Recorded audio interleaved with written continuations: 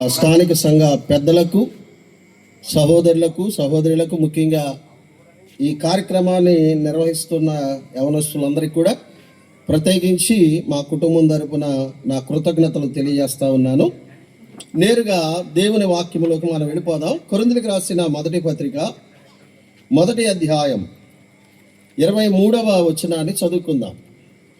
అపోస్తలుడైన పౌలు కొరింథీయులకు రాసిన మొదటి పత్రిక 1వ అధ్యాయం 23వ వచనం.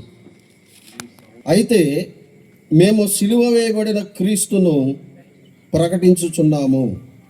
అందరం చెప్పుకుందామా ఒక మాట? క్రీస్తును ప్రకటించుచున్నాం. ఆమేన్. ప్రభునందు ప్రియులారా, ఈనాడు ప్రపంచం అంతా ఒక ఎత్తులో వెళ్తుంటే మీరేంటి కొత్త పొంతలకు తొక్కుతున్నట్టు ఉంది అని మీరు అనుకోకండి. ఇందులో నుండే మనము ఈ సందర్భంగా ఈరోజు మనకు అవసరమైన ఈ క్రిస్మస్ సువార్త సందేశాన్ని మనము విందాం. ఇప్పుడు చదువుకున్న వచ్చిన మనందరికీ పరిచయమైందే. అపోస్తలుడైన పౌలు కొరింథీ పట్టణంలో 18 నెలలు సువార్త పరిచర్య చేయగా అక్కడ సంఘం కట్టబడింది. ఆ సంఘంలో కొన్ని సమస్యలను బట్టి ఈ పత్రిక రాయడం జరిగింది. 11 సమస్యలు ఈ పత్రికలో ఉన్నాయి. వాటి పరిష్కారంగా ఈ లేఖ అపోస్తలుడైన పౌలు గారు కొరింథీయులకు రాస్తూ అద్భుతమైన మాటలు 1వ అధ్యాయంలో చెప్పారు. అందులో చాలా ప్రాముఖ్యమైనది 23వ వచనం. అయితే మేము సిలువ వేయబడిన క్రీస్తును ప్రకటించుచున్నామన్నాడు. ఎందుకు ఈ మాట చెప్పారు ఆయన? పౌలు గారు ఎందుకు ఈ మాట పలికారు అంటే 22వ వచనాన్ని మనం జ్ఞాపకం చేసుకుంటే ఏమనుంది? యూదులు సూచక క్రియలు చేయమని అడుగుచున్నారు, గ్రీసు దేశస్థులు జ్ఞానమును వెదుగుచున్నారు. ప్రపంచం అంతా 2 కేటగిరీస్, ఒకటి యూదులు, మరొకటి అన్యులు. ఈ అన్యుల జాతిలోనే ప్రపంచములో యూదుడు కాని ప్రతివాడు అన్యుడే.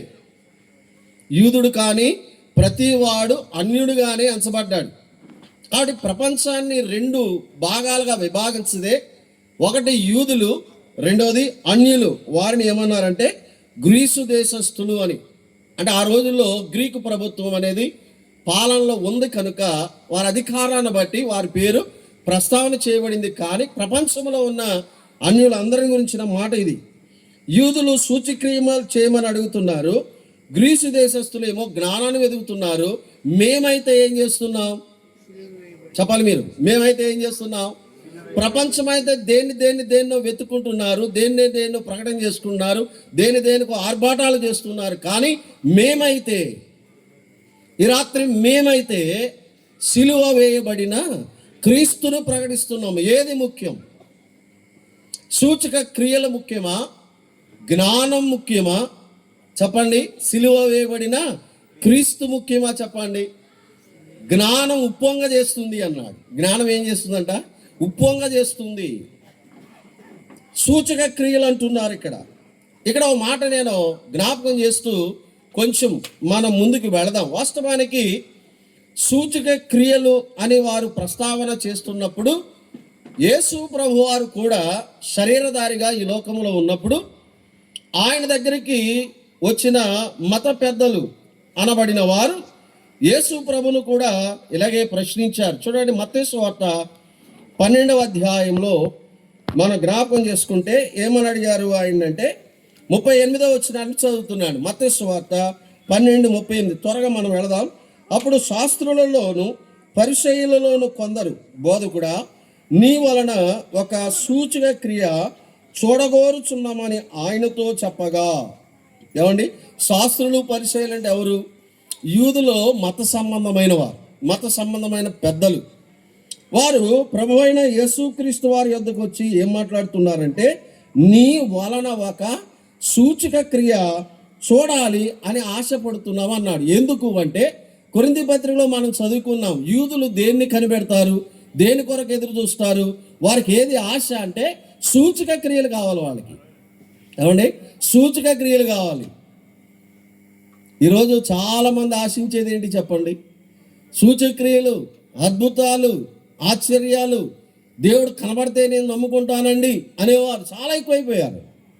ఓ మాట చెప్పన, యేసుప్రభువు వారు అన్నారు, చూచి నమ్మిన వాడి కన్నా మీరు చెప్పాలా. ఇప్పుడు చాలామంది మాకు కనబడిపోయాడు అంటే వాళ్ళకి దండలేస్తున్నారు. కానీ ప్రభు చెప్పిన మాట మర్చిపోయారు. చూచి నమ్మిన వాడి కన్నా చూడక నమ్మిన వాడే, వాక్యాన్ని విని విశ్వసించి అంగీకరించిన వాడే ధన్యుడు. ప్రభు నేరుగా ప్రత్యక్షమైతే ఎవడైనా నమ్ముకుంటాడు, నువ్వు నమ్ముకునేది ఏముంది? కానీ దేవుని వాక్యాన్ని విని, వాక్యాన్ని బేస్ చేసుకుని, క్రీస్తు ప్రభు నా కొరకు శిలువ యాగమై నాకు రక్షణ కార్యం సిద్ధం చేశాడని సువార్త విన్నప్పుడు రక్షించబడిన వాడే నిజమైన విశ్వాసి. అయితే యేసు ప్రభు వారు ఏమన్నారంటే 39వ వచనంలో, వ్యభిచారులైన చెడ్డ తరము వారు ఏమడుగుతున్నారు? ఎవరంట? సూచక్రియలు అడిగేది ఎవరు? నేను అంటలేదు ఈ మాట, యేసు ప్రభు అన్నాడు. వ్యభిచారులైన చెడ్డ తరము వారు ఏమడుగుతున్నారు? సూచక్రియలు అడుగుతున్నారు.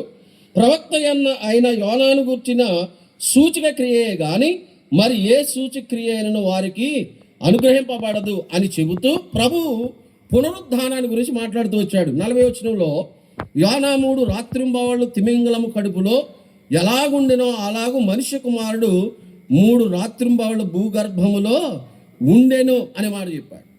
ఇప్పుడు కొరింథీ పత్రికకు మనం వెళితేటప్పటికీ అప్పటికేమైంది చెప్పండి?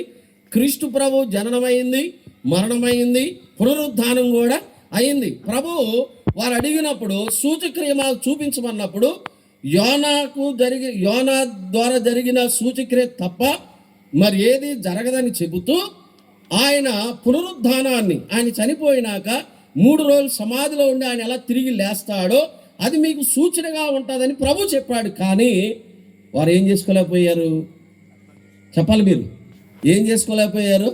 అర్థం చేసుకోలేకపోయారు. అందుకనే కొరింథీ పత్రికలో మరలా పౌలు ఏం ప్రస్తావన చేస్తూ వచ్చాడు? అంటే యూదులు మరలా ఏమడుగుతున్నారంట? ఆయన అడిగారు, సూచక్రియ అడిగితే ఈ మనుష్య కుమారుడు 3 రోజులు తిరిగి లేస్తాడు అంటే అదే సూచన వాళ్ళకి. కానీ ఆ సూచనను వాళ్ళు ఏం చేసుకోలేదంటే అర్థము, దేవుని మాటను అర్థం చేసుకోకపోయిన వారి జీవితాలు అలాగే ఉంటాయండి. దేవుడు మన కళ్ళ ఎదుట అన్ని బయలుపరిచిన వాక్య రూపంగా అర్థం చేసుకోలేక ఇంకా అయోమయంగా, అమాయకంగా, గుడ్డిగా పరిగెట్టే వాళ్ళు చాలామంది. ఈ రాత్రి ప్రభువు మాట్లాడుతున్నాడు, ఆ మనుష్య కుమారుడు రాత్రి వాళ్ళు భూగర్భములో ఉండాలి అని చెప్పాడు. ఏమండి? కొరింథీ పత్రికలో ఉన్న యూదులకు ఆయన పునరుత్థానం ఏంటి చెప్పండి? ఒక సూచిక క్రియ. ఇప్పుడు మత్తయి సువార్తలో ఉన్న యూదులకు కూడా ఒక సూచక్రియ ఉంది. మత్తయి సువార్తలో అంటే క్రీస్తు ప్రభు వారు జన్మించి 33.5 సంవత్సరాలు ఈ లోకంలో జీవించినప్పుడు అప్పుడు ఉన్న యూదులకు, మత పెద్దలకు, ధర్మశాస్త్ర ఉపదేశకులకు కూడా సూచన దేవుడు బయలుపరిచాడు. కానీ ఆ మత పెద్దలకు ఆ సంగతి అర్థం కాలేదు. ఏంటో తెలుసా? ఆ సూచన ఎవరంటే ప్రభు అయిన యేసు క్రీస్తే సూచన. కొరింథీ పత్రికలో ఉన్న యూదులకేమో పునరుత్థానం సూచన అయితే, క్రీస్తు ప్రభు శరీరధారిగా ఉన్నప్పుడు ఉన్న యూదా సంబంధమైన మతములో ఉన్న వారందరికీ క్రీస్తు ప్రభు పుట్టుక ఏంటి చెప్పండి? ఒక సూచన. యెషయా గ్రంథం 7వ అధ్యాయం మనం జ్ఞాపకం చేసుకుంటాం. మనం అందరికి కూడా ఎరిగిన వచనమే 14వ వచనంలో, కాబట్టి ప్రభు తానే ఒక సూచన మీకు చూపును, ఆలకించుడి, కన్యక గర్భవతి అయి కుమారుని కని అతనికి ఇమ్మానుయేలని పేరు పెట్టును అని చెప్పాడు. క్రీస్తుకు పూర్వం 700 సంవత్సరాలకు ముందు యెషయా ప్రవక్త అద్భుతంగా దేవుని ఆత్మ ద్వారా ప్రవచించిన అద్భుతమైన మాట ఏమంటే, మరి తానే ఒక సూచన, ప్రభువే మీకు ఒక సూచన చూపిస్తాడు. ఆ సూచన ఏమంటే కన్యక గర్భవతి అయి కుమారుని కంటుంది.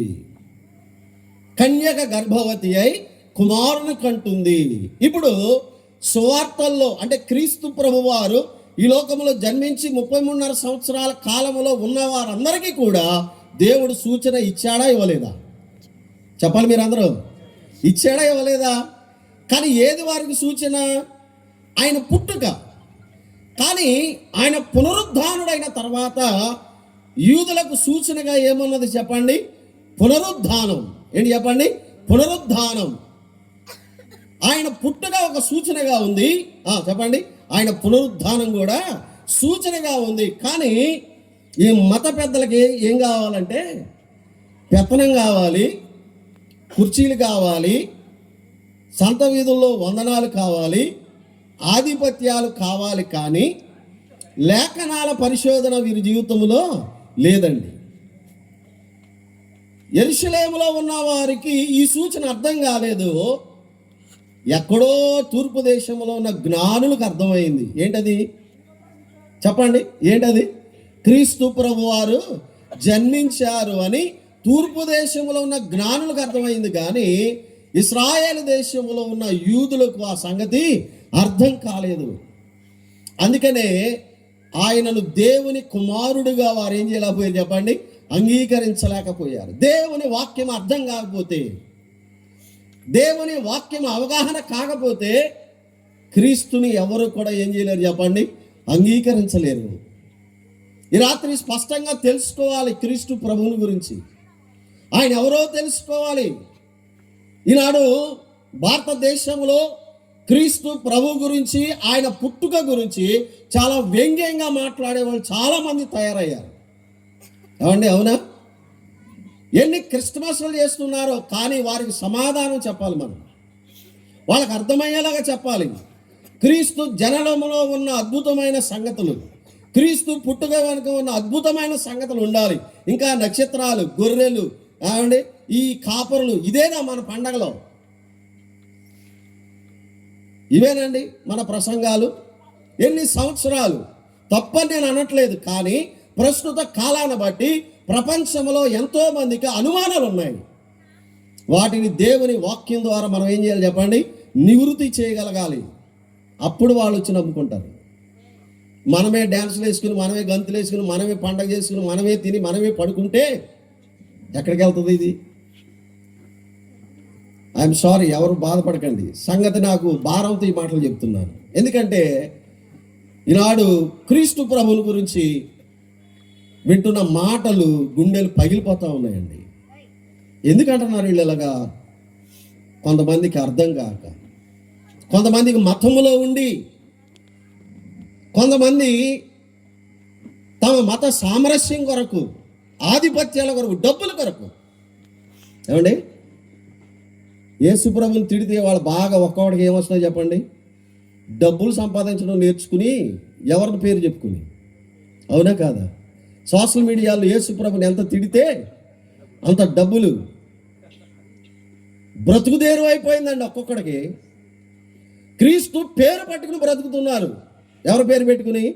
క్రీస్తు పేరు చెప్పుకుని, యేసు ప్రభు పేరు చెప్పుకుని బ్రతుకుతున్నారు ఇవాళ. ఒకసారి ఒకప్పుడు తిండి లేని వాళ్ళు ఇవాళ కాస్ట్లీ కార్లు తిరుగుతున్నారు. ఎవరి పేరు చెప్పుకుని? నా ప్రభు పేరు చెప్పుకునే. లేకపోతే నీకు బ్రతుకు తెరువు లేదు. ఇక్కడ అంటున్నాడు, కన్యక గర్భవతి అయి కుమారుని కంటుంది. ఈ విషయంలో చాలామంది ఏం చేస్తున్నారు చెప్పండి? అపార్థంగా మాట్లాడుతున్నారు. ఈ మధ్య కాలంలో కూడా సభ జరిగి ఒక పెద్ద ఆయన వ్యంగ్యంగా మాట్లాడాడు కదండి. వాళ్ళ గ్రంథాన్ని గురించి మాట్లాడగలిగితే కన్యక గర్భవతి అవడం ఏంటి అని మాట్లాడుతూ వచ్చారు. నేనంటాను, ఇద్దరు మగవాళ్ళకి పిల్లలు పుడతారండి? చెప్పాలి. ఇద్దరు మగవాళ్ళు పిల్లలు పుడతారా? ఇది వ్యంగ్యం కాదు వాళ్ళకి. కానీ ఏది వ్యంగ్యం? కన్యక గర్భవతి అవదంటారా? ప్రస్తుత టెక్నాలజీలో చెప్పాలి మీరు. ప్రస్తుత టెక్నాలజీలో కన్యకు గర్భం తెప్పించగలమా లేదా? కానీ ఇద్దరు పురుషులకు పిల్లలు పుట్టించగలరా? మన టెక్నాలజీతోనే ఆ మాత్రం చేయగలిగితే సర్వశక్తి కలిగిన దేవుడు, సర్వ సృష్టిని మాట ద్వారా కలిగజేసిన దేవుడి కదా సాధ్యమా? నీకు అర్థం కాకపోతే అర్థం కానట్టే ఉండాలి. అసలు సూచక్రియ అంటే అర్థం ఏంటో తెలుసా? లోక జ్ఞానానికి అందనది, లోకములో ఎవడూ చేయలేనిది, ఎవరి వలన కానిది దేవుడు మాత్రమే చేసిన దాన్ని ఏమన్నారంటే సూచక క్రియ అన్నారండి. మరి ఎవరికి అర్థమవుతుంది? ఇది అర్థం చేసుకునే జ్ఞానం అన్న ఉండాలి. ఎందుకు కన్యక గర్భవతి అవ్వాలి అంటే, బైబిల్ అంటే అర్థం చేసుకోవాలంటే చిన్న సంగతి కాదండి. ఒక కథ రాసుకున్నామంటే ఆ కథను పై నుండి కింద దాకా చదివితే అర్థమైపోద్ది. ఏమండి, బైబిల్ని అర్థం చేసుకోవడం కథ చదివినంత ఈజీ కాదు. అసలు ఏంటి దేవుని సంకల్పం, కన్యక గర్భం వెనకాల ఉన్న మర్మం ఏంటో మనం అర్థం చేసుకోవాలి. అదొక మర్మం. ఏంటది అంటే మనందరం ఎరిగిందే. ఆది కాండము 3వ అధ్యాయం చూడండి. ఆది కాండములో 3వ అధ్యాయం 15వ వచనం చూడండి. మరియు నీకును స్త్రీకిని నీ సంతానమునకును ఆమె సంతానమునకు వైరము కలగజేసేదను, అది నిన్ను తల మీద కొట్టును, నీవు దానిని మడి మీద కొట్టిదు అని చెప్పెను. నీకును స్త్రీకిని నీ సంతానమునకును ఆమె సంతానమునకు అని ఆదిలోనే దేవుడు ప్రవచనం చెప్పాడు. అపవాదైన సాతాను సంతానం స్త్రీ సంతానము అని మాట ప్రస్తావన చేయబడింది. అంటే సమస్త మానవాళిని మోసం చేసే అపవాది అయిన సాతాను తల చెదగొట్టేవాడు ఎవరంటే స్త్రీ సంతానములో నుండి వచ్చేవాడు మాత్రమే ఆ కార్యాన్ని జరిగిస్తాడు అని చెప్పి దేవుడు ఆది కాండం 3వ అధ్యాయంలోని ప్రవచనం చెప్పాడు. కాబట్టి కన్యకకు ఆయన ఎందుకు రావాల్సి వచ్చింది ఈ లోకానికి, కన్య గర్భమున ఎందుకు జన్మించవలసి వచ్చిందంటే ముందుగా దేవుడు చెప్పిన ప్రవచనాన్ని నెరవేర్పు అనేది మనం ఆలోచన చేయాలి. స్త్రీ సంతానం అంటే అర్థం ఏంటంటే పురుషుని సహాయము లేకుండా వచ్చిన సంతానం.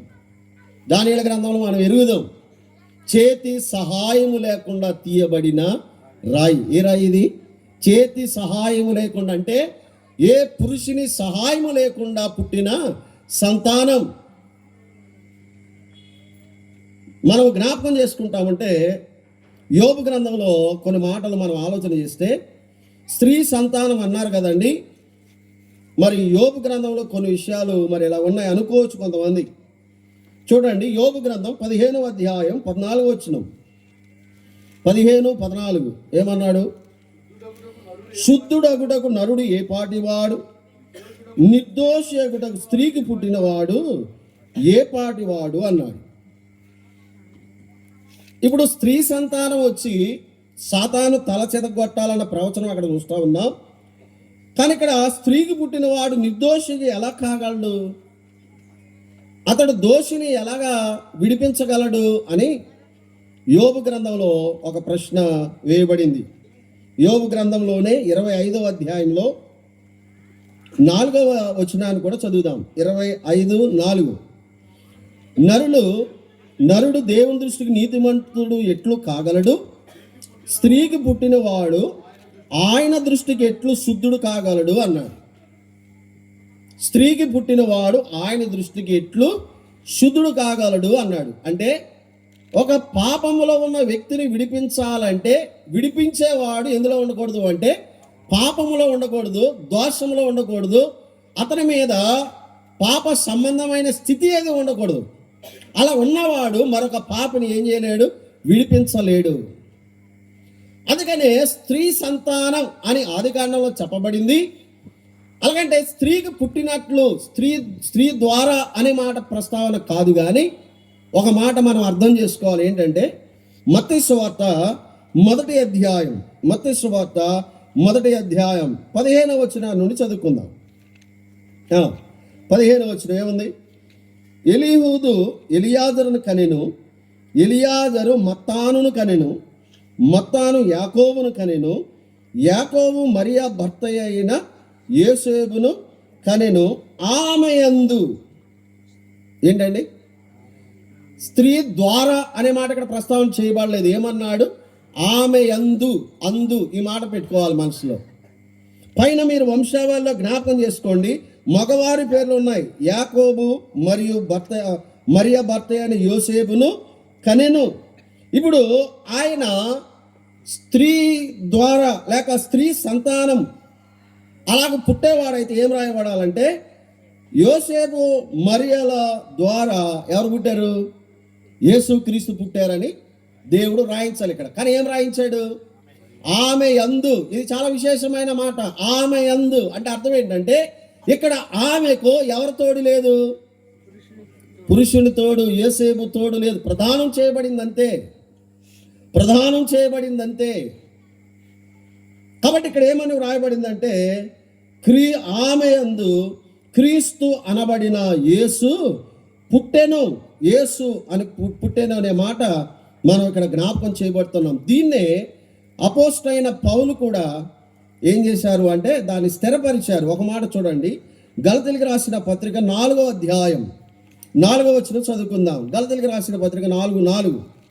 అయితే కాలము పరిపూర్ణమైనప్పుడు దేవుడు తన కుమారుని పంపెను.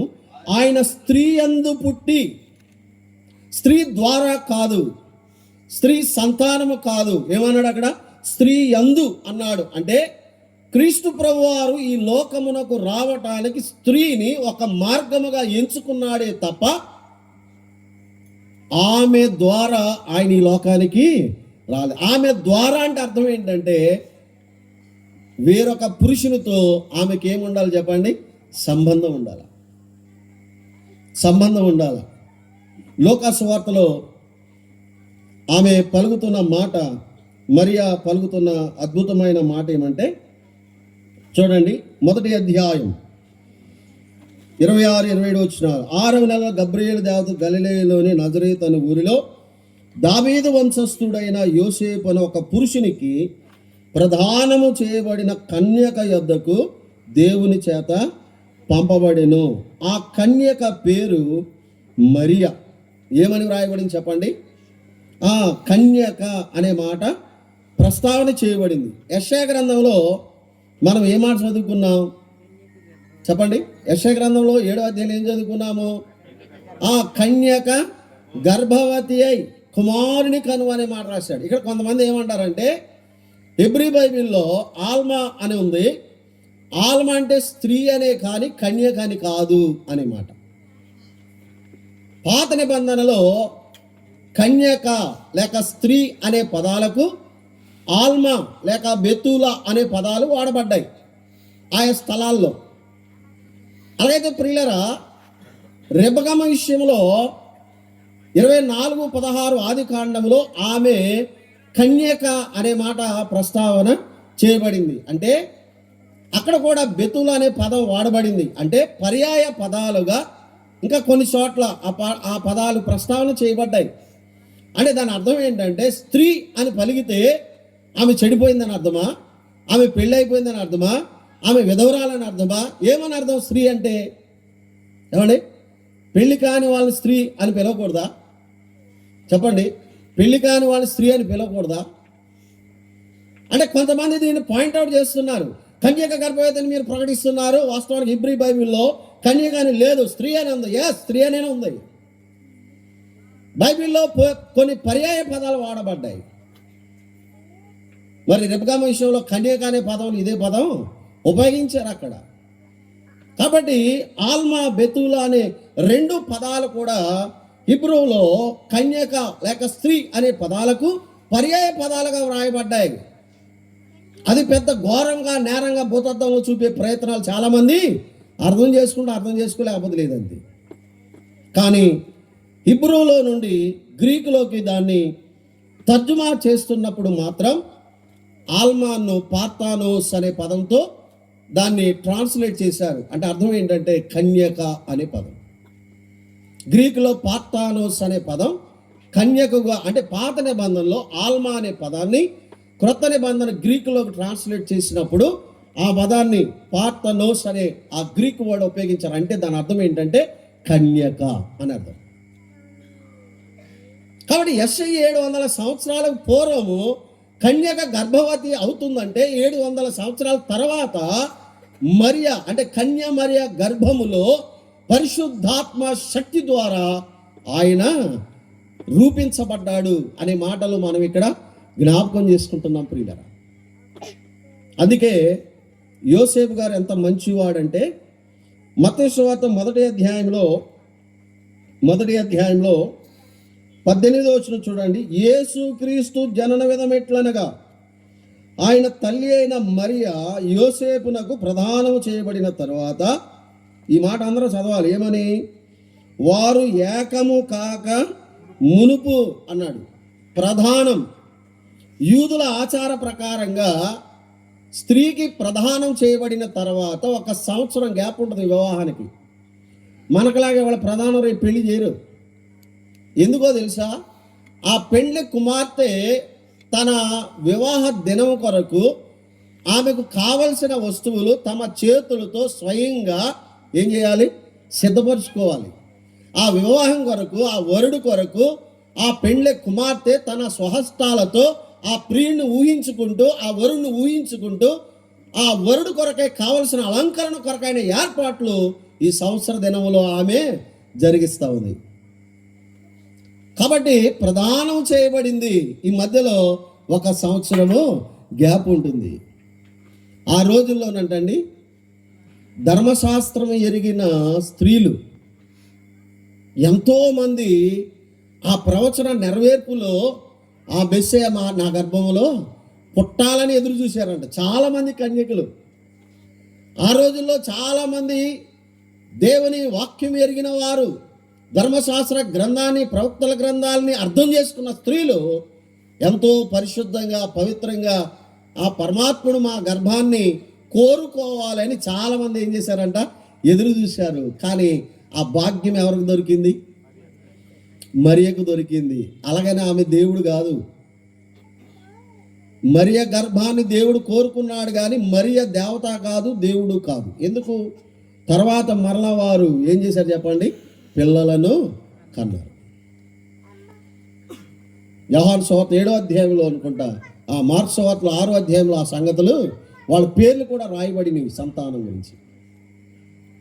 కాబట్టి క్రీస్తు ప్రభు పుట్టుకలో ఈనాడు ప్రపంచంలో చాలామంది అపార్థం చేసుకుంటున్న సంగతి ఏమంటే, ఆయన చెడిపోయిన దానికి పుట్టాడు అని కాదు. ఆయన కన్యామర్య గర్భమున పుట్టాడు. ప్రదానం చేయబడిన తరువాత వారు ఏకము కాకమునుపు,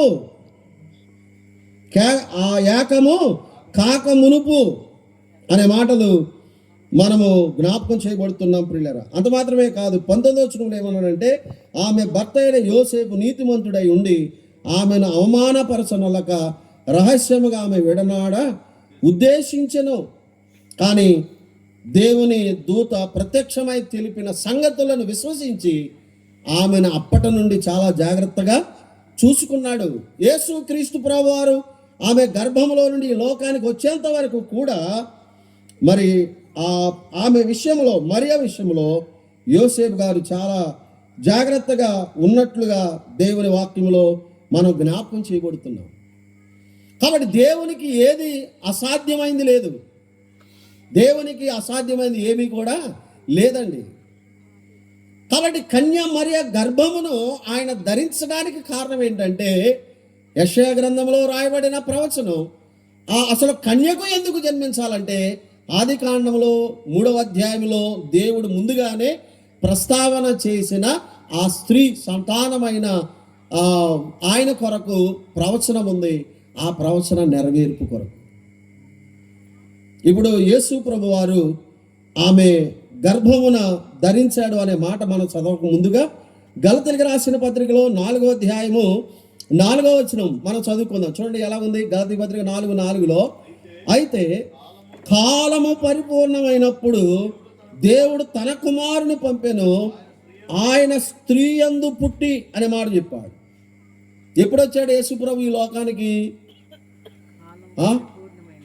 ఎప్పుడొచ్చాడు యేసు ప్రభు అంటే కాలము పరిపూర్ణమైనప్పుడు. అంటే అర్థం ఏంటి? కాలం పరిపూర్ణమయ్యటం అంటే అర్థం ఏంటి? మనకి ఏం తెలుస్తుంది అది చెప్పుకోవచ్చు, ఏం కాదు. ఏమండి ఏంటది అంటే, ధర్మశాస్త్రం ద్వారా వ్యక్తి యొక్క పాపాన్ని దేవుడు ఏం చేస్తున్నాడు చెప్పండి? చూపిస్తున్నాడు. ధర్మశాస్త్రం రాకముందు పాపం అంటే ఏంటో వాళ్ళకి తెలియదు, మనస్సాక్షి యుగంలో ఉంది. కానీ ధర్మశాస్త్రం వచ్చినప్పుడు ధర్మశాస్త్రం ఏం చూపిస్తూ ఉందంటే, వ్యక్తి యొక్క పాపం. ఒరే ఇది పాపం, ఇది పాపం, ఇది పాపం, ఇది పాపం, ఇది పాపం. రెండోది పాపానికి విరుగుడుగా బలులు కూడా దేవుడు ఏం చేశాడు? లేవియా కాండములో మొదటి 6వ అధ్యాయంలో 5 రకాల బలులు ప్రస్తావన చేయబడ్డాయి. పాపం చేసిన వాడికి, అపరాధం చేసిన వాడికి, సమాధానం లేని వాడికి పలు రకాలుగా బలులు దేవుడు ఏర్పాటు చేశాడు. అంటే మానవులకు పాపాన్ని గురించిన అవగాహన ఒకటి, రెండోది పాపము నుండి విడుదల పొందే అవగాహన. దేవుడు ప్రజలకు, ప్రపంచం యావత్తు కూడా ఒక అవగాహన కలిగించిన తరువాత చెప్పండి, పాపానికి మనకేం కావాలి? పరిహారము కావాలిరా బాబు అని ప్రజలకు ఒక అర్థమయ్యే ఆ సంగతులు దేవుడు బయలుపరిచిన తరువాత క్రీస్తు ప్రభుని లోకానికి పంపించాడు. కాలం పరిపూర్ణం అవటం అంటే అదనమాట అర్థం. అంటే క్రీస్తు ప్రభు ఈ లోకానికి వచ్చేటప్పటికి ప్రజలందరికీ ఏం తెలుసు? పాపం అంటే తెలుసు, పాపం ఎలాగపోతుందో తెలుసు. కేవలము వాటి ద్వారా సంపూర్ణమైన విడుదల, విమోచన ఏమాత్రం కూడా లేనే లేదు. కానీ కొంతవరకు, అంటే క్రీస్తు ప్రభు వచ్చేంత వరకు కొంతవరకు వాటి ద్వారా దేవుడు వారి పాపాలను ఏం చేస్తున్నాడంటే ప్రక్షాళన చేస్తూ వచ్చాడు. కానీ కాలం పరిపూర్ణమైనప్పుడు ఎవరిని పంపించాడంట? దేవుడు తన కుమారుని పంపెను, ఆయన స్త్రీ యందు పుట్టి అనే మాట. ఈనాడు ఇక్కడ ప్రకటిస్తున్న యేసు ప్రభు వారి గురించి, ఆయన కాని స్త్రీకి పుట్టినవాడు కాదు, ఆయన కన్యకు పుట్టిన కుమారుడు ప్రభు అయిన యేసు క్రీస్తు. అందుకే ఒక మాట రాయబడింది లూకా సువార్త మొదటి అధ్యాయంలో 34వ వచనం నుండి మనం చదువుకుంటే, అందుకు మరియా, నేను పురుషుని ఎరగిన దానినే, ఇది అలాగూ జరిగిన దూతతో అనగా, దూత పరిశుద్ధాత్మ నీ మీదకు వచ్చును, సర్వోన్నతుని శక్తి నిన్ను కమ్ముకొనును గనుక పుట్టబో శిశువు పరిశుద్ధుడై. పుట్టబో శిశువు ఎలా ఉంటాడంటండి? పరిశుద్ధుడై దేవుని కుమారుడు అని పిలువబడతాడు. యేసుప్రభు వారి లోకంలో ఉన్నప్పుడు 2 పేర్లు ప్రస్తావన చేయబడ్డాయి. ఒకటి మనుష్య కుమారుడు, రెండోది దేవుని కుమారుడు. కన్యకు పుట్టాడు కనుక ఆయన ఏమని పిలిచారంటే మనుష్య కుమారుడు. ఇమ్మానుయేలు అని పేరు పెడతారు అన్నారు కనుక ఆయన ఏమని పిలిచారు చెప్పండి? దేవుని కుమారుడు.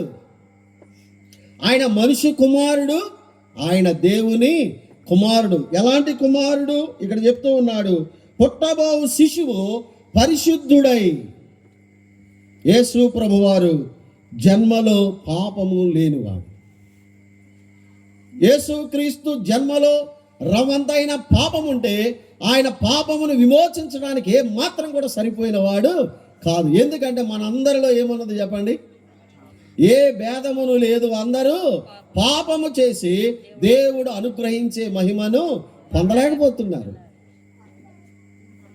ప్రసంగి గ్రంథంలో రాశాడు, పాపము చేయక మేలు చేయుచుండు నీతిమంతుడు భూమి మీద ఒక్కడు కూడా లేడు. రోమా 3:11 అన్నాడు, నీతిమంతుడు లేడు, ఒక్కడు కూడా లేడంటండి. అంటే ప్రపంచంలో అందరూ కూడా చెప్పండి పాపములో పుట్టారు, పాపములో పెరుగుతున్నారు, పాపములో చచ్చిపోతున్నారు. ఇప్పుడు పాపానికి దాసులై, పాప శిక్షకు పాత్రులై నరకానికి వెళ్ళిపోతున్న మానవులను రక్షించడానికే ప్రభు అయిన యేసు క్రీస్తు ఈ లోకానికి వచ్చాడు. యెషయా గ్రంథం 9వ అధ్యాయం 6వ వచనంలో ఇందాక చిన్నపిల్లలు చెప్పారు కదా, ఆయన గురించి చాలా మాటలు చెప్పారు. దేవుడు ఆయన ఏం చేశాడంటే ఈ లోకానికి, అక్కడ ఉన్న మాటే అంత వదిలే, ఏమన్నాడు? అనుగ్రహించెను. అంటే అర్థమేంటి? ఏమండి అనుగ్రహించెను అంటే అర్థమేంటి? దాని అర్థం ఏంటంటే ఎక్కడో ఉన్న ఆయన్ని చెప్పండి తీసుకొచ్చి మనకు దగ్గరలో పెట్టాడు. అనుగ్రహించడం అంటే ఎక్కడో దూరంగా ఉన్న ఆయన్ని దగ్గరికి తీసుకొచ్చి మనకు అందుబాటులో ఆయనను ఉంచాడు. దేవుళ్ళగా వస్తే ఏమవుతారు? మనుషులందరూ కాలి బూడిదై చచ్చిపోతారు. అందుకే ఆయన దేవుడుగా రాకుండా మనుష్యుడుగా ఆయన ఈ లోకానికి వచ్చి మనుషుల మధ్యలో ఆయన నివసించాడు. ఎందుకు ఈ మాట నేను అడుగుతున్నాను తెలుసా? ఇలా క్రిస్మస్లు చేస్తూ ఉన్నప్పుడు చాలామంది అన్యులు ఏమనుకుంటున్నారంటే క్రీస్తు నేడు పుట్టారంటే 2025 సంవత్సరాలు పుట్టాడంటే అంతకుముందు లేడు ఆయన, మాది ఎప్పుడో ఉంది, కానీ ఇది ఎప్పుడుది, కొత్తది అని అంటున్నారు. కాదండి, ఎక్కడో ఉన్న ఆయన ఇక్కడకు వచ్చాడు అంతే. నేను జంగారెడ్డి హిల్లో ఉన్నాను ఇందాక దాకా మధ్యాహ్నం ఉదయం వరకు బయలుదేరి వచ్చాను. ఇక్కడ నాకు పని ఉంది, ఈ పని అయినా మళ్ళీ నేను ఏం చేస్తాను. ఆయన ఒక పని మీద పరలోకములో ఉన్నవాడు, దేవునితో సమానంగా ఉన్నవాడు, అత్యున్నతమైన సింహాసనం మీద ఉన్న ఆయనను, ఆయన కుమారుణ్ణి దేవాతి దేవుడు మన కొరకు ఈ లోకానికి ఏం చేశాడు చెప్పండి, అనుగ్రహించాడు, అంటే ఇచ్చాడు. అందుకే యేసుప్రభు వారు అన్నారు, నేను పరలోకములో నుండి, ఎక్కడి నుంచి వచ్చాడు యేసుప్రభు చెప్పండి. పాపం మన భారతీయులకి అర్థం కాక అమెరికా దేవుడు అమెరికా నుండి వచ్చాడు అంటున్నారు. నిజమేనా? మన వాళ్ళు కొంత ఇర్రి, అర్థం కాదు చెప్తే అంతే కదా, అంతేనా? అమెరికా నుండి వచ్చాడు ఎవడు చెప్పాడు? ఎవడో బుద్ధి లేనోడు చెప్పాడు, అర్థం కానోడు చెప్పాడు, తెలియనోడు చెప్పాడు. దాన్ని అట్టుకునే అర్థం ఏంటి? అమెరికా ఎప్పుడు కనుగొనబడింది? సువార్త భారతదేశానికి ఎప్పుడు వచ్చింది? మొదటి శతాబ్దంలో. సువార్త తెచ్చింది ఎవరు భారతదేశానికి? ఇంగ్లీష్ వాళ్ళు కాదు. ఎవరండి? యేసు ప్రభు శిష్యులలో ఒకడైన తోమా అండి. యేసు ప్రభు చెప్పాడు, నేను అమెరికా నుండి రాలేదు, ఆస్ట్రేలియా నుండి రాలేదు, ఇంగ్లాండ్ నుండి రాలేదు, పరలోకములో నుండి దిగి. ఎవరైనా చెప్పాడా ఈ మాట? నేను పరలోకములో నుండి వచ్చాను అని చెప్పండి. ఏమంటారంటే మీరు రాసుకున్నారు అంటారు. ఏంటంట? మిగిలిన గ్రంథాలు ఆకాశం నుండి ఊడిపడ్డాయా? అవి రాసుకున్నాయి కాదా? అంటే కావ్యాల పేర్లు లేవండి. ఏమంటే రైటర్ పేర్లు ఉన్నాయా లేవా చెప్పండి? ఉన్నాయా లేవా? అజ్ఞానం ఇది. ఏ గ్రంథమైనా వ్రాయబడిందంటే దానికి ఒక లిపి రాసిన వాడు ఆయన ఉన్నాడు. దైవ గ్రంథాన్ని రాసింది వ్యక్తులే, కానీ రాయించింది ఎవరు చెప్పండి? దేవుడే. కాబట్టి హిస్టారికల్ బుక్ ఇది. బైబిల్ గ్రంథం అంటే చిన్న సంగతి కాదండి. హిస్టారికల్, ప్రపంచంలో అత్యధికంగా అమ్ముడు పోతున్న గ్రంథం ఇది, దైవ గ్రంథం. ఇందులో శక్తి లేకపోతే, ఆ దేవుల్లో శక్తి లేకపోతే ఇన్ని కోట్ల మంది చదువు సంధి లేని వాళ్ళు కాదు నమ్ముకునేది.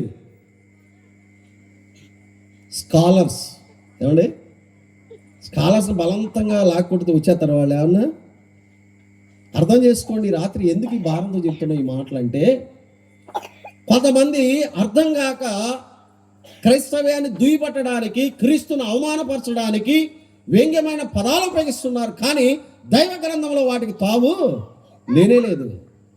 ఈ రాత్రి అర్థం చేసుకోండి. ఆయన అమెరికా నుండి రాలేదు, ఆయన పరలోకములో నుండి యేసు క్రీస్తుగా ఈ లోకానికి దిగి వచ్చాడు. ప్రియులారా, ఈ రాత్రి మేము ప్రకటిస్తున్న సువార్త అదే. ఏ వార్త ప్రకటిస్తున్నాము? మేము సిలువ వేయబడిన, ఎందుకు ఆయన సిలువ వేయబడ్డాడు? ఈ లోకానికి వచ్చారు, కన్యామరియా గర్భమున జన్మించారు, చాలా అద్భుతాలు చేశారు. యేసు ప్రభు దేవుడు అని చెప్పడానికి చాలా సంగతులు ఉన్నాయండి. కొంతమంది ఏమంటారంటే అసలు యేసు ప్రభు దేవుడు అని బైబిల్ ఎక్కడ ఉందంటారండి. బైబిల్ చదివితే అర్థమైద్ది. ఎవడో కొన్ని ప్రశ్నలు చెప్తే ఆ ప్రశ్నలు రాసుకుని వస్తే అర్థం కాదు. ఏం చదవాలి చెప్పండి? నీదైనా చదవాలి, నాదైనా చదవాలి. ఏది చదవకుండా మాట్లాడతారు అందరూ. దేవుడు అనే మాటే లేదంట. ఎక్కడ? మీరు చెప్పండి, ఉందా లేదంటారా? ఏమండి చివరిదాకా కనబడుతుందా? ఉందా లేదా దేవుడు అనే పదాలు? ఉన్నాయన్న వాళ్ళు చేయొద్దండి. నేను ఇంకో ప్రశ్న అడుగుతాను, ఇప్పుడు చేతులు ఎత్తున అందరూ దింపేస్తున్నారా? అలాగే ఉంచండి. ఎక్కడున్నాయి చెప్పండి మీరు? యేసు ప్రభు దేవుడు అని ఎక్కడున్నాయి? బైబిల్లో ఉంటాయి. బైబిల్లో లేకపోతే ఎక్కడ ఉంటాయి? ఎక్కడున్నాయి చెప్పాలా? కొరింథీ పత్రికలో ఉందా? యేసు ప్రభు దేవుడు అనే స్పష్టమైన మాటలు ఎక్కడ ఉన్నాయి చెప్పండి? చూసారా? మనకి ఇది మాత్రమే, ఇది మాత్రమే తెలుసు మనకి. పండగల పబ్బాలే తప్ప అసలు ఇందులో ఉందా మనకే అర్థం కావట్లేదు. అందుకే వాళ్ళు అలా తిడుతున్నారు. అవునా కాదండి? ఎవరికి మనకే తెలియకపోతే ఎలాగా? తీసుకోండి, రాసుకోండి, చెప్తాను నేను. యోహాను సువార్త 1వ అధ్యాయం 1వ వచనం చదవండి. ఆది యందు వాక్యం ఉండెను, వాక్యము దేవుని యొద్ద ఉండెను, వాక్యము దేవుడై ఉండెను, ఆయన ఆదియందు దేవుని యొద్ద ఉండెను, సమస్తం ఆయన మూలంగా కలిగెను అనే మాట చెప్పాడు. ఇప్పుడు 14వ వచనంలో ఆ వాక్యమే, చెప్పండి మీరు అందరూ, ఆ వాక్యమే శరీరధారి అయి కృపా సత్య సంపూర్ణుడుగా మన మధ్య, ఎవడన్నా అడిగితే రాసుకోండి, రాసి చూపించండి వాళ్ళకి. ఆది యందు వాక్యం ఉన్నదంట, వాక్యము దేవుని వద్ద ఉందంట, వాక్యం ఏమై ఉందంట? దేవుడు. రోమాపత్రిక 9వ అధ్యాయం, అంటే ఇంకా చాలా పదాలు ఉన్నాయి, డైరెక్ట్ కోట్స్ నేను చూపిస్తున్నాను. 9వ అధ్యాయంలో 5వ వచనం చూడండి. 9:5 ఏమన్నాడు? పితరులు వీరువారు, శరీరమును బట్టి క్రీస్తు వీరులో పుట్టెను, ఈయన సర్వాధికారి అయిన దేవుడై ఉండి నిరంతరము స్తోత్రార్హుడై ఉన్నాడు. చూసారా? పితరులు వీరువారు, కానీ శరీరమును బట్టి క్రీస్తు యూదాలో జన్మించాలని ప్రవచనం ఉంది కాబట్టి అలా పుట్టాడు. కానీ ఎవరైనా సర్వాధికారి అయినా. మరో మాట చూద్దాం దేవుని వాక్యంలో. తీతు పత్రిక చూడండి, తీతు పత్రిక, యేసు ప్రభు దేవుడు అనే మాటలు మనం గమనిస్తున్నప్పుడు తీతు పత్రిక 2వ అధ్యాయం 13వ వచనం, అనగా మహాదేవుడును మన రక్షకుడైన యేసుక్రీస్తు. ఎవరండి ఈయన? మీరు చెప్పాలా? మహాదేవుడు అని చెప్పాడు. యోహాను మొదటి పత్రిక 5వ అధ్యాయం, యోహాను మొదటి పత్రిక 5వ అధ్యాయం 20వ వచనం, మనము సత్యవంతుడైన వానిని ఎరగవలనని దేవుని కుమారుడు వచ్చి మనకు వివేచనం అనుగ్రహించి ఉన్నాడని ఎరుగుదుము. మనము దేవుని కుమారుడైన యేసు క్రీస్తునందున్న వారమై సత్యవంతుని యందున్నాము. ఆయనే నిజమైన దేవుడు, నిత్య జీవం. ఆయనే నిజమైన దేవుడు. కోట్ చేసుకోండి, రాసుకోండి, అండర్లైన్ చేసుకోండి, చూపించండి. లేదు మనం ఏమీ చెప్పట్లేదు. కనుక ఆయన దేవాది దేవుడుగా, మహిమోన్నతుడుగా, సర్వోన్నతుడుగా, సర్వశక్తివంతుడుగా, సర్వ సృష్టి నిర్మాణకుడుగా ఉన్న ఆయన ఈ లోకానికి కన్యమర్య గర్భమున ఆయన ఎందుకు ఉద్భవించాడు అంటే ప్రవచనాల నెరవేర్పు అందులో దాగి ఉంది. అంతకంటే ముఖ్యంగా మనం అందరం ఎరిగిన మాట జ్ఞాపకం చేస్తాను. తిమోతికి రాసిన మొదటి పత్రిక 1:15 ఏమన్నాడంటే, పాపులను రక్షించుటకు క్రీస్తు యేసు ఈ లోకానికి వచ్చాడు. ఎందుకు వచ్చాడు యేసు ప్రభు? రాజ్యాన్ని కట్టుకోవడానికి కాదు, పెళ్ళిళ్ళు చేసుకుని పిల్లలను కంటానికి కాదు, పెద్ద భవంతి పెట్టుకుని అందులో నేను రాజుగా ఊరేగడానికి ఆయన రాలేదు. ముందుగానే ప్రవచనాలు ఉన్నాయి. ఆయన కన్యకు గర్భాన పుట్టాలి, ఆయన శిలువకు వెళ్ళాలి, ఆయన పునరుద్ధానుడై తిరిగి లేవాలి అని కొన్ని వందల సంవత్సరాల క్రితమే దేవుడు రూట్ మ్యాప్ వేసాడు. అంతే, ప్రణాళిక వేసాడు దేవుడు. ఆ ప్రణాళికలో పాపులను రక్షించడానికి క్రీస్తు యేసు ఈ లోకానికి, అమ్మ బాగా వినండి అమ్మ, ఈ లోకములో ఎందుకు పుట్టావురా అంటే మీరేం చెప్తారు? నేనండి మంచి డాబా కట్టాలనుకున్నానండి, మంచి అందమైన అమ్మాయిని పెళ్లి చేసుకోవాలండి, ఇంకా మంచి ఉద్యోగం కొట్టేయాలండి, మన కోరికలన్నీ. ఎందుకు పుట్టామంటే మనం ఈ కౌరులు చెప్తాం. కానీ యేసుక్రీస్తుని అడగండి, ఎందుకు వచ్చావయ్యా ఈ లోకానికంటే, నేను పాపులను. వీళ్ళెవరు? పాపులు ఎవరు? చాలా మందికి మంట ఈ మాట చెప్తే. ఏ మాట? ఇక్కడ ఎవడో పాపులు లేడు, వెళ్ళిపో అంటున్నాడు ఒక ఆయన సువార్త చెప్తే. ఏమి లేడంట.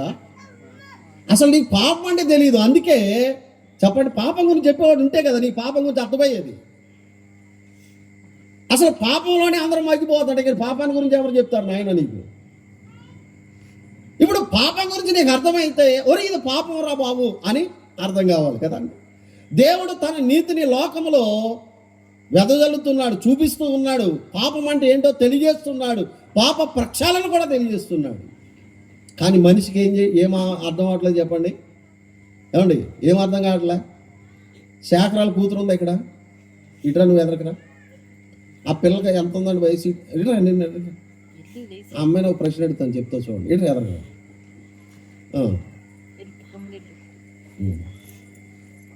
అక్కడ నుంచో నేను కొన్ని ప్రశ్నలు అడుగుతాను చెప్పా. అబద్ధాలు ఆడచ్చా? దొంగతనం చేయొచ్చా? ఎవరిదైనా కొట్టేయచ్చా? ఏమంటుందండి అమ్మాయి? ఎంత వయసు? ఎవరు బోధించారు అంటే లోకంలో ఏముందో తెలుసా? దేవుని నీతి ఉంది. ఒరే అబద్ధం ఆడితే పాపమురా, దొంగతనం చేస్తే పాపమురా, వ్యభిచారం చేస్తే పాపమురా, హత్య చేస్తే పాపమురా, పక్కింటోని మోసం చేస్తే పాపమురా, ఇలాంటివన్నీ కూడా లోకములో ఉన్నాయా లేవు చెప్పండి. మరి ఒక్క అబద్ధం కూడా ఆడకుండా బతికేసినంత నీతివంతుడు ఎవడు ఉన్నాడమ్మా భూమి మీద? ఉన్నాడా? నేను ఇంకో ప్రశ్న చెప్తాను. పాపం లేదు అన్నవాడు ఎవడైనా ఉంటే సావకుండా బతికుండాలి. మీ ఊళ్ళో ఉన్నారు ఎవరన్నా? మా ఊళ్ళో లేరు. నాలో పాపం లేదన్నవాడికి ఏమి లేదు చెప్పండి. ఏలేనగా పాపం వలన వచ్చి జీతము మరణం అన్నాడు కదా. ఇప్పుడు మరణం లేకుండా ఉండాలి. ఉన్నారా ఎవరన్నా? ఆ అమ్మాయికి అర్థమైందండి పాపం అంటే. ఈరోజు జనాలకు అర్థం కావట్లేదు ఏంటండి. కానీ దేవుని వాక్యం తేటగా చెప్పింది, ఏ భేదములు లేదు, జాతి మత కులము దేశము ఖండం అనే భేదం లేదు, నువ్వు మనిషిగా పుడితే చాలు అంతే. 51వ కీర్తన 5వ చరణంలో దావీదు అంటాడు, నేను పాపములో పుట్టిన వాడను, పాపములోనే నా తల్లి నన్ను గర్భమున ధరించింది. నాడు మానవుడు జన్మ కర్మల పాపములో ఉన్నాడు. నువ్వు పుట్టాక క్రియల్లో పాపం లేకపోయినా నీ జన్మలో ఏమన్నది చెప్పండి? పాపం ఉన్నది. పాప ప్రాయశ్చిత్తం, పాపోహం పాప కర్మ పడతారా సూర్యు ఉదయాన్నే ఏమంటారు? ఒరే నేను పాపంలో పుట్టాను, పాపంలో పెరిగాను, పాప శిక్ష లేకుండా నన్ను రక్షించు దేవా అని ఏం చేస్తారు చెప్పండి. మరి పాపం కానప్పుడు అది ఎందుకు మాట్లాడాలి చెప్పండి? నీలో పాపం లేనప్పుడు అది ఎందుకు నువ్వు వల్లించాలి? ఎందుకు దేవుణ్ణి అడగాల ఆ మాట? మోసపోకండి. ఈ రాత్రి ప్రతి వాడు పాపంలోనే ఉన్నాడు, పాపంలో పుడుతున్నారు, పాపంలోనే చనిపోతే ఎక్కడికి వెళ్తున్నారు? పాపానికి వచ్చి జీతం మరణం, నరకం. 2 జన్మలు 2 మరణాలు దైవ గ్రంథంలో రాయబడి ఉన్నాయి. తల్లి గర్భంలో జన్మించడం మొదటిది, క్రీస్తులో జన్మించడం రెండోది. శరీర మరణం మొదటిది, ఆత్మ మరణం రెండోది. ఆత్మ మరణం అంటే అదే అగ్నిగుండం అండి, పాపాన్ని బట్టి వచ్చే శిక్ష. కాబట్టి మానవుడు ఇలాంటి శిక్షలో నశించిపోకూడదని చెప్పండి, ఆయనే పరలోకంలో ఏం చేశాడు? ఈ లోకానికి దిగి వచ్చాడు. ఏమండి, పాపానికి విమోచన చేయాలంటే ఆయనే దిగి రావాలా? సృష్టిని ఓ మాటతో చెప్పేసి నోడు మరో మాటతో పాపక్షాపణ చేయొచ్చుగా, లేకపోతే మరో కార్యం ద్వారా చేయొచ్చు కదా అంటే, మేకల ఎడ్ల కోడెల రక్తం పనికిరాదు అన్నాడు. ఎందుకంటే వాటిలో ఆత్మ లేదు. ఏమి లేదండి, మేకల ఎడ్ల కోడెల్లో ఏమి లేదు, ఆత్మ లేదు. ఆత్మతో నింపబడిన దాని రక్తం విమోచన కలగదు అన్నాడు. కొన్ని మనుషులు ఎవరైనా చేయొచ్చు కదంటే, మనిషిలో ఆత్మ ఉంది కానీ ఆత్మతో పాటు ఏముంది చెప్పండి? పాపం ఉంది. ఇటు మనిషి పని చేయడు, ఇటు పశువులు కూడా ఎవడో పని చేసేవాడు పాపం నుండి విమోచించేవాడు. అందుకే కొంతమంది అన్నారు, మీరు నానా తిప్పలు పడి మీరే బయటికి రండిరా, యాగాలు త్యాగాలు ధర్మాలు దానాలు చేసి మీరే బయటికి రండిరా బాబు అని. కానీ ఇది ఎవరికి సాధ్యమయ్యేది? అందుకే ఆయన రావాల్సి వచ్చింది. యేసు ప్రభు ఈ లోకంలో 33.5 సంవత్సరాలు జీవించినప్పుడు సముద్రం మీద నడిచాడండి. ఏం చేశాడు ఆయన? వంతులు కట్టుకోలేదు సముద్రానికి. ఏం చేశాడు? సముద్రం మీద నడిచిపోయాడు. ఎందుకని ఆయన దేవుడు కాబట్టి. చచ్చిపోయిన వాడిని మాట చేత లేపేశాడు, కొండ తీసుకొచ్చాడు. ఏంటండి? దేని ద్వారా? మాట. లాజరు బయటికి రా అన్నాడు. 4 రోజులు అయింది, తక్కువ లేచి వచ్చాడు. ఎందుకని? ఆయన దేవుడు కాబట్టి. అవునా కదా చెప్పండి? ఇలా చెప్పుకోవటం బోర్డు ఉన్నాయి, టైం లేదు నాకు ఇక్కడ. మాస్టర్ గారు ఎలా సొత్తడా ఇంకా బుర్రని అయిపోతాం. కాబట్టి ఆలోచన చేయండి, దైవ గ్రంథంలో సువార్తల్లో ఎన్నో అద్భుతంగా యేసు ప్రభు చేసిన అద్భుతమైన కార్యాలు ప్రస్తావన చేయబడినాయి. అది ఏ మనుషుడికి కూడా సాధ్యము కాని కార్యాలు ఆయన చేసి చూపించాడు. ఎందుకంటే ఆయన దేవుని కుమారుడు కాబట్టి. ఎవరండి ఆయన? దేవుని కుమారుడు, సంపూర్ణ మానవుడు యేసుక్రీస్తు, సంపూర్ణ దేవుడు యేసు ప్రభు. ఒక మనిషి ఎలా బ్రతకాలో మానవుడుగా చూపించాడు. దేవుడు ఎలాంటి కార్యాలు చేయగలడో ఆయన కార్యాల ద్వారా చూపించాడు. అందుకే ఆయన మనుష్య కుమారుడు, ఆయన దైవ కుమారుడు. ఆ క్రీస్తుని మేము ప్రకటిస్తున్నాం. కేవలం అద్భుతాలు చేయడానికో ఆశ్చర్యకార్యాలు చేయడానికో ఆయన ఈ లోకానికి రాలేదు. కానీ మానవుల పాపాల కొరకు విమోచనగా తన ప్రాణం పెట్టడానికి ఈ లోకానికి వచ్చాడు. కొరింథీ మొదటి పత్రిక 15:3 చెప్పాడు, లేఖనముల ప్రకారము క్రీస్తు మన పాపముల నిమిత్తమై మృతి పొందాడు. యేసు ప్రభువులో పాపం లేదు ప్రియులారా. ఆయన జన్మలో, ఆయన జీవితంలో, ఆయన క్రియల్లో ఎలాంటి పాపము లేనివాడు యేసు ప్రభు. కానీ పాపాత్ముడునైన నన్ను రక్షించడానికి, పాపాత్ములైన మనుషులను రక్షించడానికి యేసు క్రీస్తు ప్రభు కలువరి శిలువలో బలి అవటానికి ఆయన ఇష్టపడ్డాడు. హెబ్రీ పత్రిక 7:26 చెప్పాడు, ఆయన పవిత్రుడు, నిర్దోషి, నిష్కల్మషుడు, పాపుల్లో చేరక ప్రత్యేకంగా ఉన్నవాడు, ఆకాశ మండలము కంటే మికిలి హెచ్చైన వాడు, ఇటు ప్రధాన యాజకుడు, మనకు సరిపోయినవాడు. ఆ పరిశుద్ధుడైన పరమాత్ముడు మానవుల పాప పరిహారార్థమై పాపం చేసిన వాడిగా ఎంచబడిన వాడిగా పాపమును తన దేహం మీద వేసుకుని మన పాపమునకు ఆయన దేహం మీద శిక్ష అనుభవించాడు. రోమపత్రిక 8:3 మనం జ్ఞాపకం చేసుకుంటున్నప్పుడు ప్రియులరా చూడండి, రోమపత్రిక 8:3 శరీరమును అనుసరింపక ఆత్మను అనుసరించి నడుచుకుని మన యందు ధర్మశాస్త్ర సంబంధమైన నీతి విధి నెరవేర్చబడవాలని పాప పరిహారము నిమిత్తం దేవుడు తన సొంత కుమారుని పాప శరీర ఆకారముతో పంపి ఆయన శరీరమందు పాపమునకు శిక్ష విధించాడు. పాప శరీర ఆకారముతో ఆయన పంపాడు, కానీ ఆయనలో పాపము లేదు. మన పాపానికి రావాల్సిన శిక్ష యేసు ప్రభు మీద మోపబడింది కలువరి శిలువలో. యెషయా గ్రంథం 53 రాయబడింది, మన అతిక్రమ క్రియల కొరకు ఆయన గాయపరచబడ్డాడు, ఆయన పొందిన దెబ్బల ద్వారా మనకు స్వస్థత. పేతురు రాశాడు, ఆయన పొందిన గాయములు అన్నాడు. అయ్యమ్మా, యేసు ప్రభువారు నీ పాపము కొరకై, నీ పాప విమోచన కొరకై ఆయన అమూల్యమైన రక్తాన్ని ధారపోయట కొరకై ఏ పాపము లేకపోయినా కలవరి శిలువలో 3 మ్రేకుల చేత కొట్టబడ్డాడు. ఆయన రక్తమంతా ధారపోసాడు. ఎందుకు అంటే రక్తమే పాపానికి విమోచన. ఒక మాట చదవండి, లేవియాకాండము 17వ అధ్యాయంలో మనం ఒక మాట జ్ఞాపకం చేసుకోగలిగితే 11వ వచనం చూడండి. లేవియాకాండం 17:11 చదవండి. 11 రక్తము దేహమునకు ప్రాణం, మీ నిమిత్తం ప్రాయశ్చిత్తము చేయనట్లు బలిపీఠం మీద పోయిటకై దానిని మీకు ఇచ్చి తిని, రక్తము దానిలోనున్న ప్రాణమును బట్టి ఏం చేస్తుందంట? రక్తం అంటే ఏమనుకున్నారు? ప్రాణం. రక్తములో ప్రాణం ఉందంట, దాన్ని బట్టే ఒక వ్యక్తికి ఏమవుతుందంట? ప్రాయశ్చిత్తం. అలాగని అందరి రక్తం పనిచేయదు, క్రీస్తు ప్రభు రక్తం మాత్రమే. ఎందుకని? ఇందాక చెప్పాను కదా, ఆ రక్తంలో ఏమి లేదు. పేతురు మొదటి పత్రిక 1:18 అన్నాడు, పితృ పారంపర్యమైన మీ వ్యర్థ ప్రవర్తన విడిచిపెట్టినట్లుగా వెండి బంగారముల వంటి క్షయ వస్తువుల చేత మీరు విమోచించబడలేదు, అమూల్యమైన అనగా నిర్దోషమైన నిష్కళంకమైన గొర్రె పిల్ల వంటి క్రీస్తు రక్తము చేత మీరు ఏం చేయబడ్డారు? వెండి బంగారాలు పాపానికి విమోచన కలిగి చేయవండి. మనకు పనికిరానివన్నీ అక్కడ పడేస్తే విమోచన ఎలా జరుగుతుంది? అవి మనకే పనికిరావు, ఆయనకేం పనికొస్తాయి. పాప విమోచన కలగాలంటే రక్తము కావాలి.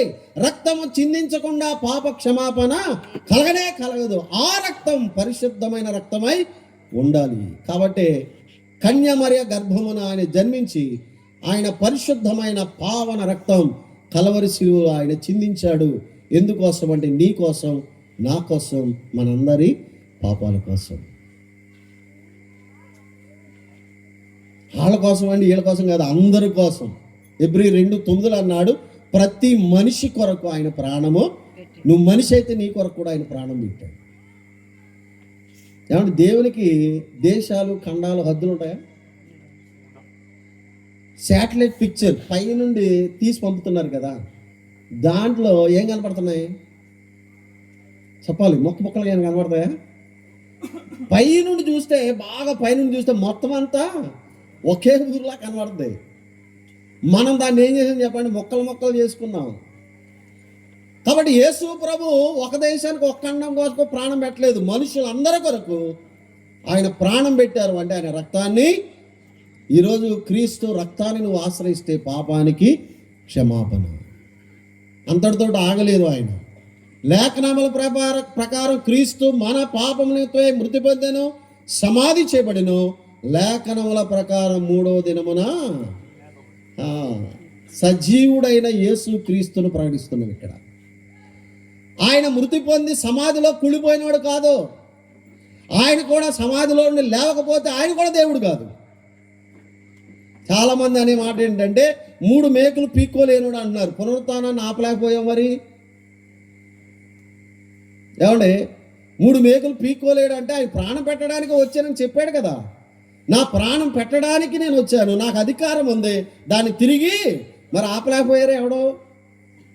రోమ అధికారులు ఆయన సమాధికి సీలు వేశారు, సంఖ్యలు కట్టారు, సైనికులను కాపలా పెట్టారు. ఆపగలిగారా? ఆయన మరణించాలి కాబట్టే ఆయన మౌనంగా శిలువ శ్రమను ఆయన అనుభవించాడండి. మాట ద్వారా జీవం ఇచ్చిన దేవుడు, సముద్రం మీద నడిచిన దేవుడు, ఎన్నో అద్భుతాలు చేసిన దేవుడు, ఆయన శిలువ నుండి తప్పించుకునేవాడైతే అసలు రావాల్సిన పని లేదు ఈ లోకానికి.